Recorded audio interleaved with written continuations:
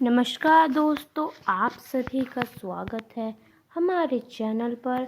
और आज मैं आप सभी के लिए लेकर आई हूँ आषाढ़ मास में पहले शनिवार की व्रत कथा। एक समय में स्वर्गलोक में सबसे बड़ा कौन के प्रश्न पर 9 ग्रहों का विवाद हो गया।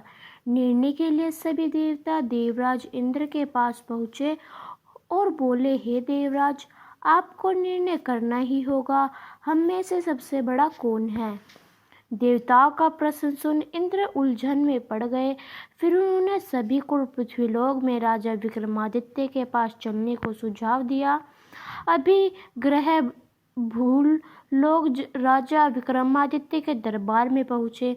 जब 9 ग्रहों ने अपना प्रश्न राजा विक्रमादित्य से पूछा तो वह भी कुछ देर के लिए परेशान हो उठे, क्योंकि सभी ग्रह अपनी अपनी शक्तियों के कारण महान थे। किसी को भी छोटा या बड़ा कह देने से अनेक क्रोध के प्रकोप से हानि पहुंच सकती थी। अचानक राजा विक्रमादित्य को एक उपाय सूझा और उन्होंने विभिन्न धातुओं जैसा सोना, चांदी, कांसा, तांबा, सीसा, रांगा, जस्ता, अब्र व लोहे के 9 आसन बनवाए। सबसे आगे सोना और सबसे पीछे लोहे का आसन रखा गया। उन्होंने सभी देवताओं को अपने अपने आसन पर बैठने को कहा। उन्होंने कहा, जो जिसका आसन हो ग्रहण कर ले। जिसका आसन पहले होगा वह सबसे बड़ा तथा जिसके बाद में होगा वह सबसे छोटा होगा। क्योंकि लोहे का आसन सबसे पीछे था, इसलिए शनिदेव समझ गए कि राजा ने मुझे सबसे छोटा बना दिया है। इस निर्णय से शनिदेव रुष्ट होकर बोले, हे राजन, तुमने मुझे सबसे पीछे बैठाकर मेरा अपमान किया है। तुम मेरी शक्तियों से परिचित नहीं हो।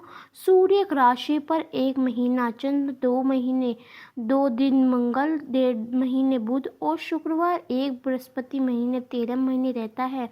लेकिन मैं किसी भी राशि पर 2.5 महीने, वर्ष लेकर 7.5 वर्ष तक रहता हूँ।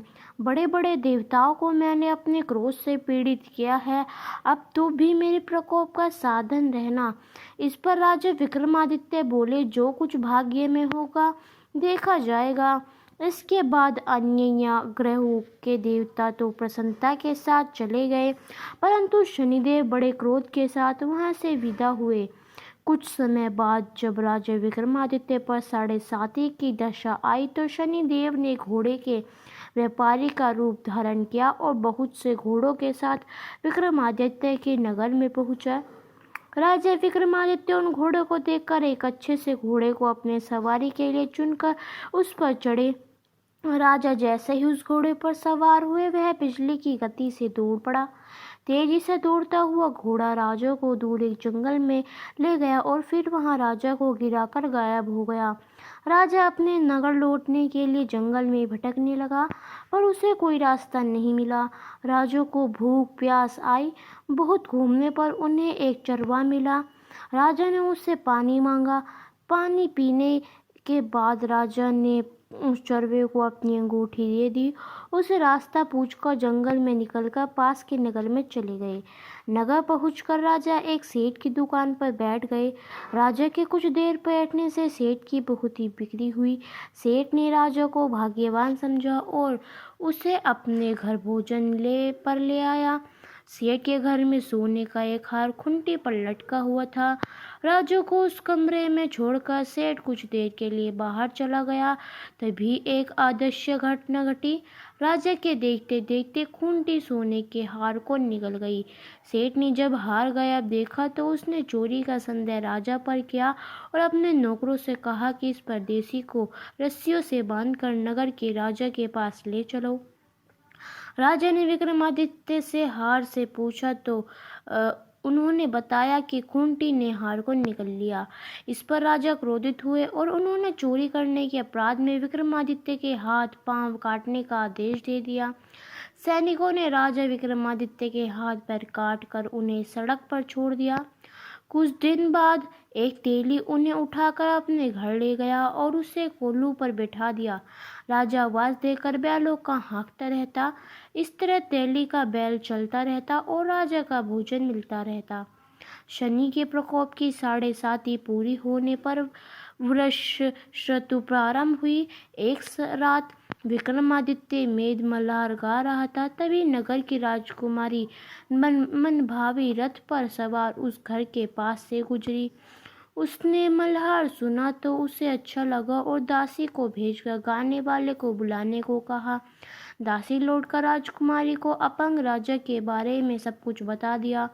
राजकुमारी उसके मेद मल्हार से बहुत मोहित हुई और सब कुछ जानते हुए भी अपने अपंग राजा से विवाह करने का निश्चय किया। राजकुमारी अपने अपने माता पिता से जब यह बात कही तो वह हैरान रह गए। उन्होंने उसे बहुत समझाया, पर राजकुमारी अपनी जिद नहीं छोड़ी और प्राण त्याग देने का निश्चय किया। आखिर राजा रानी को विवेश होने अपंग विक्रमादित्य से राजकुमारी का विवाह करना पड़ा। विवाह के बाद राजा विक्रमादित्य और राजकुमारी तेली के घर में रहने लगे। उसी रात स्वप्न में शनिदेव ने राजा से कहा, राजा, तुमने मेरा प्रकोप देख लिया। मैंने तुम्हें अपने अपमान का दंड दे दिया है। राजा ने शनिदेव से क्षमा करने को कहा और प्रार्थना की, हे शनिदेव, आपने जितने दुख मुझे दिए हैं अन्य किसी को न देना। शनिदेव ने कहा, राजन, मैं तुम्हारी प्रार्थना स्वीकार करता हूँ। जो कोई स्त्री पुरुष मेरी पूजा करेगा, कथा सुनेगा, जो नित्य ही मेरा ध्यान रखेगा, चींटियों को आटा खिलाएगा, वह सभी प्रकार के कष्टों से मुक्त होता रहेगा, उसके सब मनोरथ पूर्ण होंगे। यह कहकर शनिदेव अंधन्य हो गए।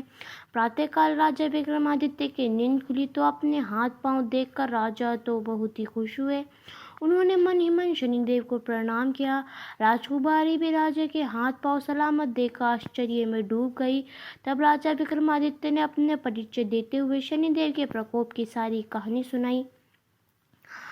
इधर सेठ को जब इस बात का पता चला तो दौड़ता हुआ आया और विक्रमादित्य के चरणों में की क्षमा मांगने लगा। राजा विक्रमादित्य ने उन्हें क्षमा कर दिया, क्योंकि वह जानते थे कि यह सब तो शनिदेव के प्रकोप के कारण हुआ था। सेठ राजा विक्रमादित्य को अपने घर ले गए और उसे भोजन कराया। भोजन करते समय वहाँ एक आश्चर्यचकित घटना हुई। सब देखते देखते खार खुंटी निकल गई।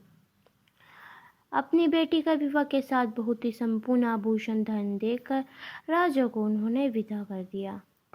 तो ये था हमारी आषाढ़ मास में पहले शनिवार की व्रत कथा। आपको कैसे लगी हमें कमेंट कर ज़रूर बताएं और अंत तक हमारे साथ बने रहने के लिए आप सभी का बहुत बहुत धन्यवाद।